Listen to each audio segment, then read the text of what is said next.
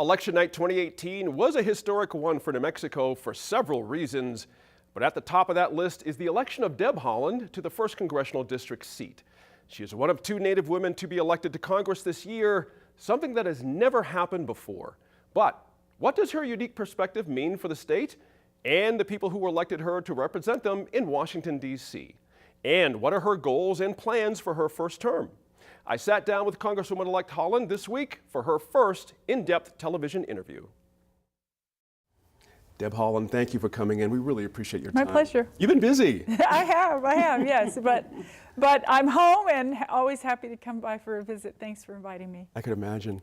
I have a question. Now that it's settled down a little bit and you've had some time to reflect a little bit on the whole situation, the campaign, everything that led up to it, all the walking, all the door knocking, all the help and everything, what's your sense of how this all happened now that you've had time to look back on it a little bit?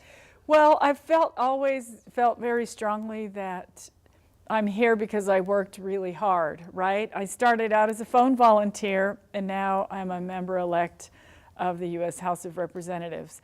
And I just, I sort of feel like that could be so many people's story right here in New Mexico, right? Hard work pays off in our state. Right. We've seen that time and time again. And so I'm just really proud of the team I had, of the volunteers that I had. We had a thank you party at Hotel Andaluz last week, and it was packed, it was jam-packed. Volunteer after volunteer who said, I knocked on so many doors for you, I made all these phone calls, and just so grateful, right, that we share that work ethic among so many of us. It must have been a great time. Yeah, it was wonderful, really wonderful. So I'm grateful to be here. Proud to be representing New Mexico's 1st District. Absolutely. Let's talk about another representative. We have to because he's very important to our state too, is Ben Ray Lujan. Yeah. And the help he lent to you during this whole situation. I'd be curious how your relationship with Representative Lujan is at this point too. Sure. Yeah. Well, I've known him for quite some time. I helped him in his first campaign. I also phone volunteered and knocked on doors when he ran the first time. We're so proud of his leadership position right now. Xochitl Torres Small and I both seconded his nomination in the Democratic caucus meeting. We were very proud to do so. Now, his job at the DCCC really was to make sure that we were flipping seats from red to blue. Mm-hmm. Our district here in 1 is a +7 district, so he didn't necessarily help me too much. Mm-hmm. I felt like, rightly so, he needed to save the resources for the folks who really needed the help. On the contrary, I helped the DCCC and I helped get some of those candidates that he was working on elected. So felt like it was a real team effort and very honored that he included me in that effort. Right. Also, spreading out statewide, we have a delegation on the congressional side of all people of color now for all 3 of our districts. How does that ring in your heart? That's very special. It is special. I think it's amazing. The first Hispanic woman in District 2, Xochitl Torres Small. She's wonderful. She makes me proud to be a New Mexican, just like Ben Ray Lujan does. I think, we're truly representative of the districts that we represent, and so yes, very, very proud and honored to be a part of that delegation. One of the quotes I really liked that you had during the campaign is that no one in the Congress has heard a voice like yours. Mm-hmm. What do you mean by that? Well, in 240 plus years, we've never had a Native American woman in Congress until now. And now there's 2 of us, myself and Sharice Davids from the 3rd District in Kansas. And very honored. And ironically, it's 50 years after the very first African-American woman was elected to Congress, Shirley Chisholm, in 1968. So, it's a year of firsts. There are a lot of women of color, people of color who are representing districts for the first time, or in their states for the first time. So I think it's a stellar year for true representation of a lot of America.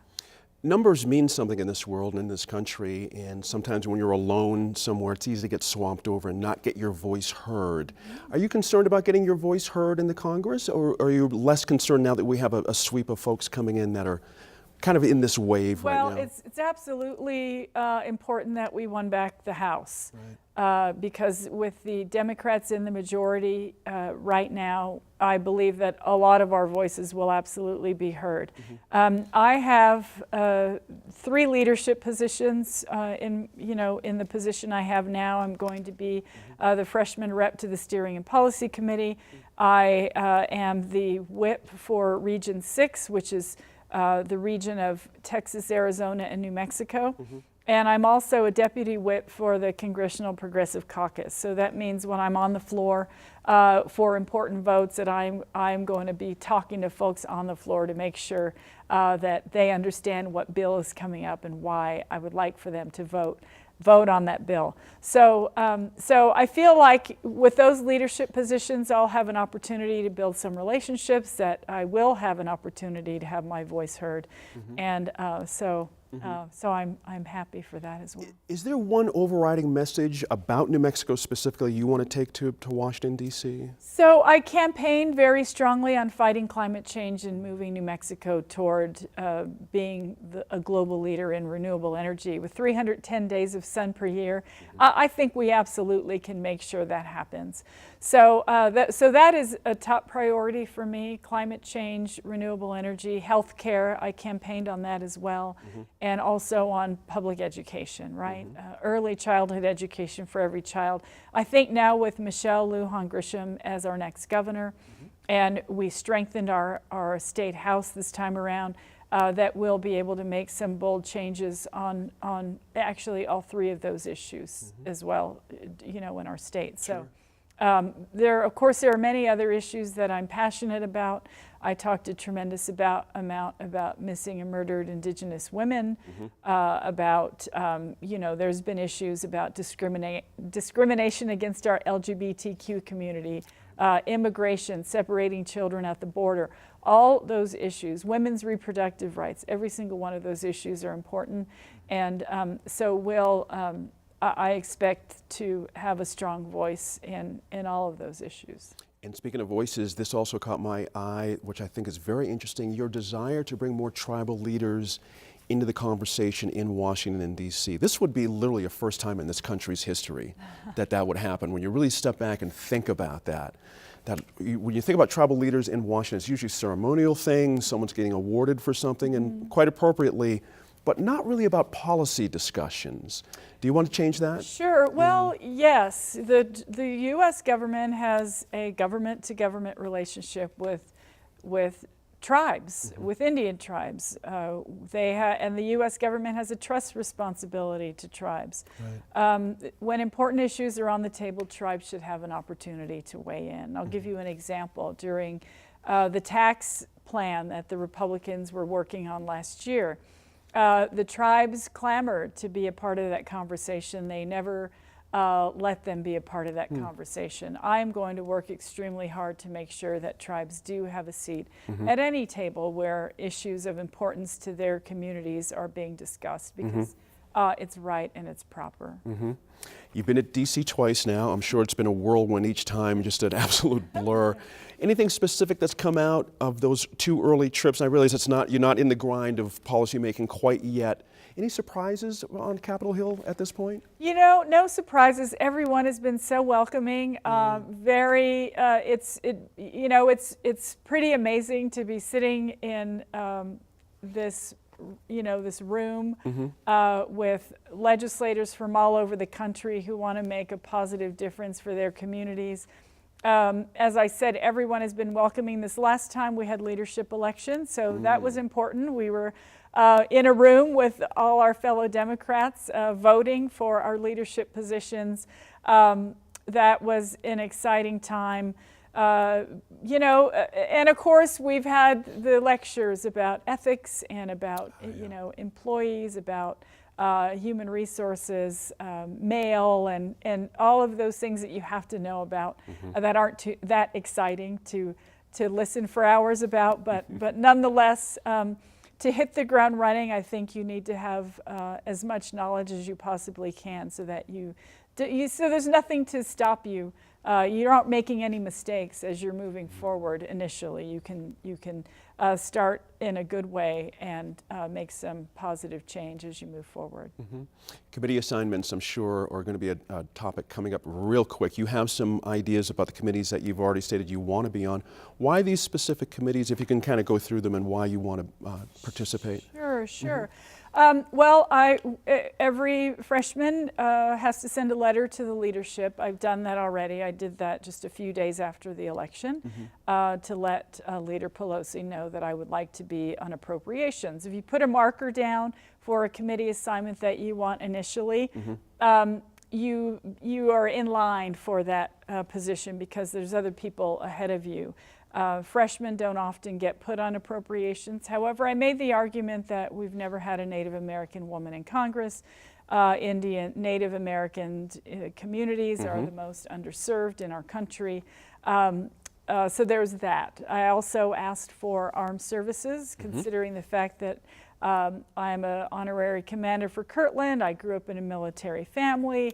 Right. We do have military base right here in District 1, and also for natural resources, for obvious reasons. Sure. That the environment is high on my list of priorities. So I might also add that I ran for and won the freshman rep seat for the Steering and Policy Committee that looks at all the committee assignments and makes recommendations to the leadership. And so it's my job also to advocate for the freshmen in my class to make sure they get the committees they need as well. So at some point I'll have to recuse myself for my own wants and needs and make sure that I'm advocating for the folks in my class. Sure. How important is Ben Ray Lujan in these things on committee assignments? Can he be helpful in that? Can you have a little word in from Well, Ben? of course, you can hope that that's the case. Right. However, he is the leader for all of us. He's the leader for every single Democratic member of Congress, and so I completely respect the fact that he'll have to balance the needs of everyone else against ours as well. So I am a team player from the word go. I always have been. If I don't get the committee I want right now, Sure. I'll do a good job on the committees I do get to show that that I'll be an asset to to any committee later on in the game. Let me circle back to one of those committees, Armed Services. We have some history, of course, in this particular district, on this particular committee, going back over the years. We do have a lot of military established here. Do you have an overriding sense of what you want to accomplish inside that Armed Services Committee? Is there any overriding issue that you want to get to right away? Well, I think that within that committee, there's a lot that deals with the environment as well, right? They're responsible. We have to make sure that our bases are operating in a responsible way when it comes to our environment. That's one issue that I know I can raise during that. During meetings in that committee. Additionally, as I mentioned, I grew up in a military family. My dad was a 30-year career Marine. We were home with my mother when he was sent out to Vietnam for 2 years. I totally understand what it's like for military families, and if I can be a voice for those issues as well, I'm happy to do that. Housing issues, there's a lot of things there inside that for families, Absolutely. no question. Absolutely. I was talking to my mom not too long ago. She talks occasionally about her time as a Marine Corps wife, and my dad was sent off to the Cuban Missile Crisis when he was a young Marine, and they were living on base at the time, and after my dad left, my mom said the base, the folks came and told her she had to move out because my father wasn't there with her. I know things have changed a lot for military families since her time. Certainly want to make sure that we are safeguarding families for everything, right? When their active duty members are deployed somewhere. Is there any, because I don't know this, I ask, is there any oversight on the Kirtland leak situation that runs through this committee? I'm not exactly sure myself, Okay. but I imagine there is. And Okay. certainly we all want that to come to a positive close. Right. Yeah, I could imagine. Yes, We have- that's definitely an issue that I'm very, very concerned about. No doubt. We have a new climate change report out a couple of weeks ago, and its impact here in New Mexico, of course, it doesn't look great. If you're talking about longer, deeper droughts, we're talking about health impacts, especially for poor folks and people of color. A lot of issues with this report. But we also have a president who does not believe the report and is clearly not going to lead on this issue. What can Congress do to lead on this issue so New Mexico can benefit from this? Right. Well, we're in the House is in the majority, thankfully, so we can stop any bad bills that come across, right? Additionally, we can hold hearings on some of these issues. We can get the scientists to come to a table and talk about the issues and the need for us to move forward with an infrastructure plan, for example, that moves forward on renewable energy and fights climate change. So I feel that we can serve in that dual role, not only to move positive legislation forward, but also to hold this administration accountable. How about field hearings? I know we're getting down the road a little bit, but having congressional people from other districts come here and go, oh, wait a minute, this is a vastly different situation than I might realize in Wisconsin or Florida or Connecticut. Would that be part of the plan as well? Yes, that's absolutely correct. Yeah. Making sure that a delegation of legislators can see, and I think, yes, the Southwest is important, but so are other parts of the country as well. Yep. Alaska is another place where climate change is drastically altering the lives of communities there. So, wherever, I think whatever we need to do to make sure that we are bringing attention to this issue of our time, we absolutely need to do. Let me circle back to our speaker, Ms. Nancy Pelosi. She was here some years ago. I interviewed her, and thinking about her arc of her career, I mean, her place in history is secure. It's an amazing thing when you think about what she's been able to accomplish, and now you're able to work under her or actually with her.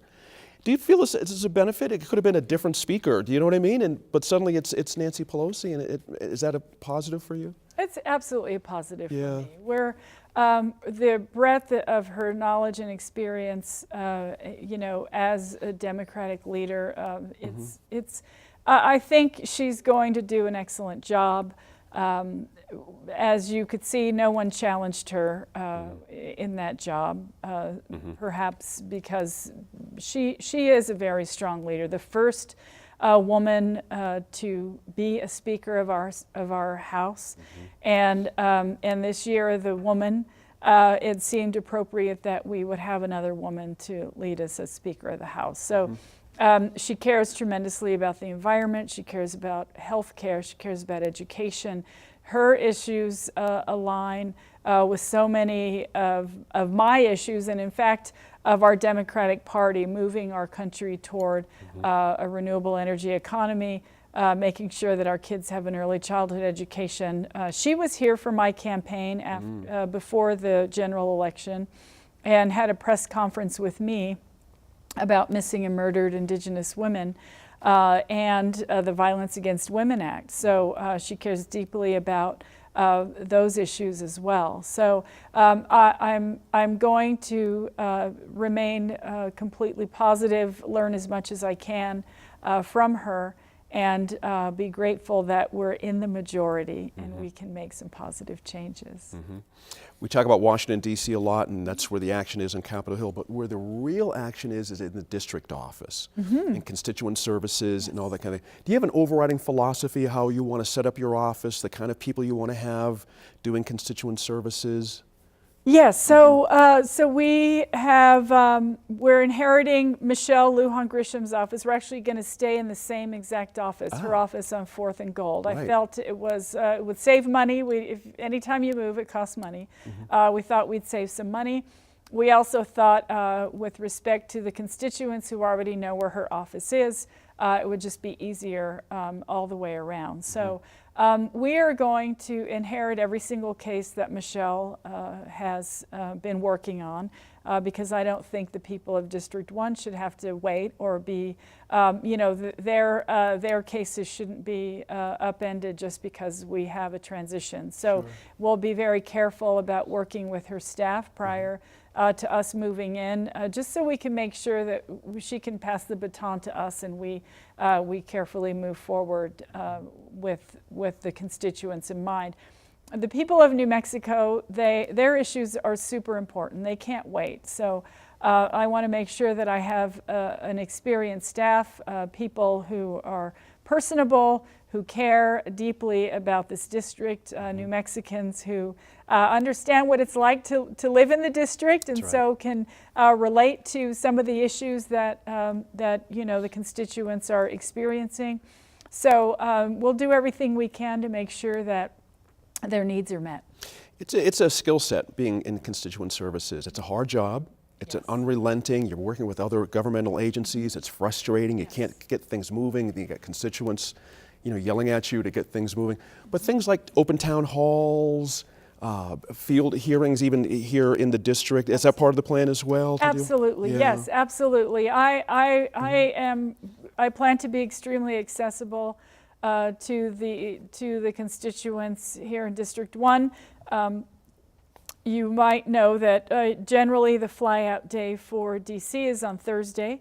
Right. So I'll be back in the district every week, every Friday and every weekend. Oh, okay. And I'll be able to attend meetings, be in the office if anyone needs me. Additionally, Congresswoman Lujan Grisham, she has a video conferencing system in her district office too. So that connects directly to DC.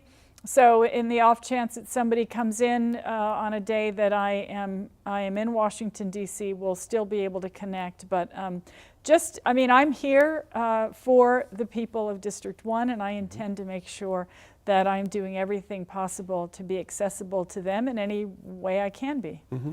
What are you most proud of with this situation? You're here, but it could have gone a lot of different ways. Mm-hmm. You know what I mean? Politics is funny. You just never know. What are you most proud of with this race? Well, of course, it's wonderful when you can win an election. Sure. I've worked on many campaigns. I've lost some. I've won some, and so we're proud to have won.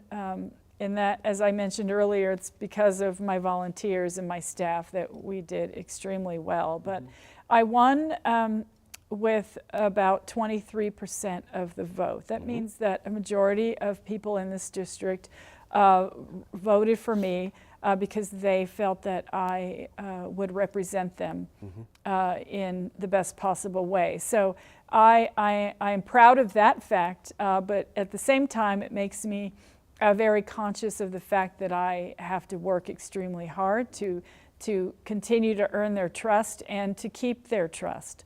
So although I am very proud to have won with that type of margin, I realize that it's definitely incumbent on me to ensure that I am doing the best possible job. Do you have an outreach plan for the folks who might be the district who didn't support you? I mean, there's ways to bring those folks into the fold. And regardless of who comes to my office, who reaches out to us, it doesn't matter if they supported me or not. Okay. I am the representative for this district, and I represent every single person. I'll do my best to make sure that I am here for everyone. Mm-hmm. There are some fairly conservative parts of the district. You think about that little leg that shoots out over the East Mountains and gets out that way. A lot of folks don't realize District 1 goes out that way.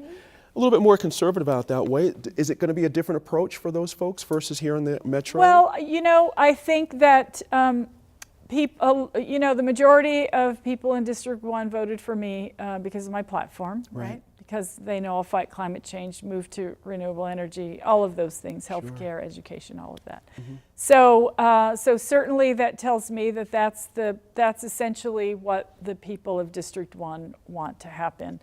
I am willing to take into consideration anyone who would like to come share their issues with me, share their ideas and their perspective with me. I'm absolutely willing to listen. Mm-hmm. So we'll see how I can incorporate all of those ideas into, you know, our existing plans. Right. Absolutely. What would you determine would be success? I mean, 2 years goes by quickly. It does. And kind of casting out and looking back, what would you think would be a successful first term? Could you point to 2 or 3 different things that are out there? Well, with respect to missing and murdered Indigenous women, a report came out recently that right here in my district, there were like, I can't quote it because I don't know the exact number, but there are a number of cases here of missing and murdered Indigenous women. It's an issue here in my district. I really would like to work on that issue. I don't know if we can get legislation passed that quickly, but we need to bring attention to that. There needs to be communication between various law enforcement agencies to make sure that they're all on board. I'd like to make sure that I'm doing something with that, whether it's holding a number of hearings, having legislation written, getting some co-sponsors. I can't imagine anyone in either the House or the Senate who wouldn't want to protect Indigenous women. So I think that's an issue. That's legislation that we would be able to get passed.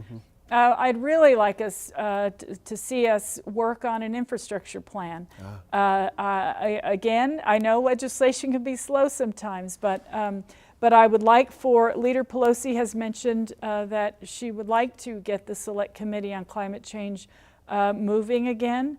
I would love to be on that select committee. Or love to have some input into that. But I think working on an infrastructure plan is absolutely essential to us moving forward for climate change. And fending off every single issue that would impede New Mexicans' ability to access affordable and accessible health care. I would consider that an absolute win. Deb Haaland, thanks for coming in. Thank you. I know you're crazy busy right now, but I really appreciate it. Thank you so much. Absolutely. Happy to be here. Absolutely. Thank you. Thank you.